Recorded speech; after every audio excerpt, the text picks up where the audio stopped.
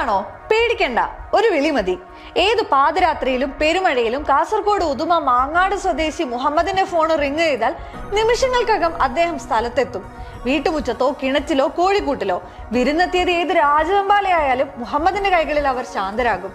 കഴിഞ്ഞ 3 പതിറ്റാണ്ടിലേറെയായി പാമ്പുകളെയും വന്യമൃഗങ്ങളെയും ജനവാസ മേഖലയിൽ നിന്ന് സുരക്ഷിതമായി മാറ്റുന്ന ഈ 50-കാരന് നാട്ടുകാർക്കിടയിൽ മറ്റൊരു പേരുകൂടെയുണ്ട്, പാമ്പ് വാച്ചർ.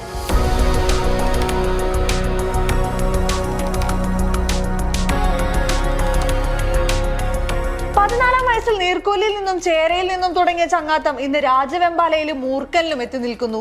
വനം വകുപ്പിന്റെ സ്നേക്ക് എഡ്യൂക്കേഷൻ ആൻഡ് അവയർനെസ് പരിപാടിയിൽ ഔദ്യോഗികമായി പരിശീലനം പൂർത്തിയാക്കിയ മുഹമ്മദ് ഇതുവരെ പിടികൂടി കാട്ടിൽ വിട്ടത് 10,000-ത്തിലധികം പാമ്പുകളെയാണ്. കടന്നൽ, തേനീച്ച കൂടുകളും മുഹമ്മദ് എടുത്തു മാറ്റും. കാട്ടുപൂച്ച, മലവിരുക്, അണ്ണാൻ, ഉടുമ്പ് തുടങ്ങിയ ജീവികളെയും ഉപദ്രവിക്കാതെ ഒഴിപ്പിക്കാൻ പ്രത്യേക വൈദഗ്ധ്യമുണ്ട് മുഹമ്മദിന്. പാമ്പുകൾ മുട്ടുവിരിഞ്ഞ് വീണ്ടും പ്രജനനത്തിനുള്ള സമയമാണ്. ചൂടിൽ അവ ചത്തുപോകുന്നുമുണ്ട്. മാളത്തിൽ തങ്ങാനാകാതെ പുറത്തിറങ്ങി ഓടും. അതിനാൽ വീടും പരിസരവും വൃത്തിയായി സൂക്ഷിക്കണം. പരിസരത്ത് ചപ്പും ചവറും കൂട്ടിയിട്ടാൽ അതിൽ അഭയം തേടും. വീടിന് പൊട്ടോ ദ്വാരമോ ഉണ്ടെങ്കിൽ പ്രത്യേകം ശ്രദ്ധിക്കണം. വീടിനോട് ചേർന്ന മരക്കൊമ്പുകൾ ഉണ്ടെങ്കിൽ വെട്ടിമാറ്റണം. ഒരു പാമ്പും വെറുതെ ആക്രമിക്കില്ല. പാമ്പുകളിൽ ഏറ്റവും അപകടകാരി അണലിയാണെന്നും മുഹമ്മദ് പറയുന്നു. പാമ്പുകളെ കൊല്ലുകയല്ല, അവയെ സംരക്ഷിക്കുകയാണ് വേണ്ടതെന്നാണ് മുഹമ്മദിന്റെ പക്ഷം.